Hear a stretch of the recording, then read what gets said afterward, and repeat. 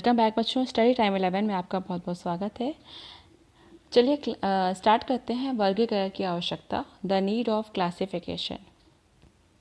बच्चों, लाभदायक जीवधारियों की पहचान व हानिकारक जीवों से बचाव मनुष्य जाति की आदिकाल से ही मौलिक आवश्यकता व सहज प्रवृत्ति रही है।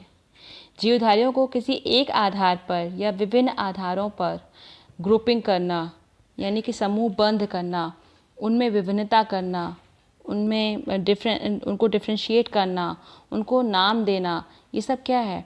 मानव सभ्यता की एक प्राचीन गतिविधि रही है, एक एक्टिविटी रही है। इस गतिविधि को विज्ञान की भाषा में हम कहते हैं वर्गीकरण। क्या कहते हैं विज्ञान की भाषा में? इसे हम वर्गीकरण कहा जाता है। बच्चों, प्रत्येक प्रकार के वर्गीकरण में वर्गीकरण की एक इकाई होती है जिसको हम स्पीसीज कहते हैं, ठीक है। और इन जीवधारियों को उनके लक्षण के आधार पर ग्रुप में बांटना, उनको खाद्य या अखाद्य के रूप में, लाभदायक या हानिकारक के रूप में पहचानने में हमारी यह मनुष्य व अन्य विकास मस्तिष्क वाले जंतुओं का एक ऐसा व्यवहार है जो इनके जीने के लिए आवश्यक है। मनुष्य ने तो जीवधारियों को बहुत सारे नाम दिए हैं, स्पेशल नाम दिया गया है, ठीक है। अब उन सब का अध्ययन करना बहुत मुश्किल है, बहुत ज़्यादा असंभव हो जाएगा। तो कुछ चीज़ें हैं जिनको हम समझकर वर्गीकरण की आवश्यकता को समझ सकते हैं। जैसे किसी भी जीवधारी को अगर समझना है तो हमें क्या करना होगा? उसके पहचान के लिए हमें क्या करना होगा? किसी भी जीवधारी के विश्व के किसी भी भाग में सार्वभौमिक पहचान के लिए वर्गीकरण करना आवश्यक है।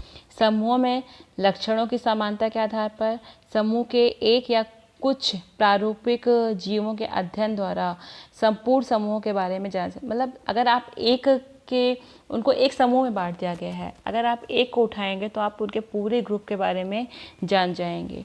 वर्गीकरण प्रणाली ही एक नए खोजे गए जीवों को उनके समूहों में वर्गीकृत करने का आधार प्रदान करती है।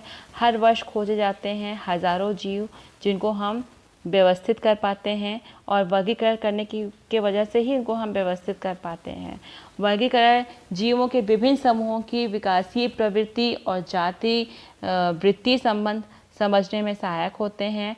जीवाश्मों के अध्ययन के लिए भी हम वर्गीकरण की एक निश्चित प्रणाली को समझ पाते हैं। साथ ही वर्गीकरण भावी संयोजी कड़ी बनाने में सहायक होता है, यानी कि यह इवोल्यूशनरी पाथ बनाने में सहायक होता है। कुछ जीवों के सामान्य या स्थानीय नाम बहुत ही भ्रामक होते हैं। उनके इन नामों से उनके सही रूप व वर्गीकृत स्थिति का पता नहीं लगता है। जैसे सिल्वर फिश है। सिल्वर फिश आप सुनने में कैसा लग रहा है? सिल्वर फिश यानी चांदी की मछली, बट ये मछली नहीं होता है।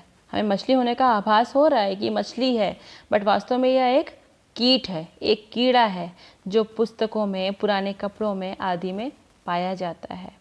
वर्गीकरण में ऐसे भ्रामक नामों के संबंध में हमें सही जानकारी देता है, ठीक है। वर्गीकरण हम क्यों आवश्यक है? इन्हीं सब चीज़ों के लिए आवश्यक है कि ऐसे जो भ्रामक नाम हैं उन्हें हम सही रूप में जान पाते हैं। वर्गीकरण में किसी भी जीवधारी को सार्वभौमिक रूप से मान्य वैज्ञानिक नाम दिया गया है, यानी कि हर एक का एक साइंटिफिक नाम दिया गया है, साइंटिफिक नेम है, जिससे कि उसे विश्व में कहीं भी आसानी से समझा जा सके। वर्गीकरण जीव विज्ञान की सभी अनुप्रयोग शाखाओं जैसे कृषि, वानिकी, पशुपालन, चिकित्सा आदि को आधार प्रदान करता है। वर्गीकरण हमें पहले से वर्गीकृत जीवों को पहचानने में भी सहायता करता है। तो बच्चों, ये था वर्गीकरण की आवश्यकता क्यों पड़ती है, ठीक है। अब आई होप आपको ये समझ में आ गया होगा कि वर्गीकरण की आवश्यकता क्यों पड़ती है। चलिए नेक्स्ट टॉपिक हमारा रहेगा जीवों के प्रकार या डोमेन्स ऑफ लाइफ। इसके बारे में हम डिस्कस करेंगे अपने अगले वीडियो में। तब तक के लिए आप इसको पढ़िए और समझने का प्रयास करिए। नहीं समझ में आता है तो आप कमेंट करके फिर से पूछ सकते हैं। तब तक के लिए thank you so much class.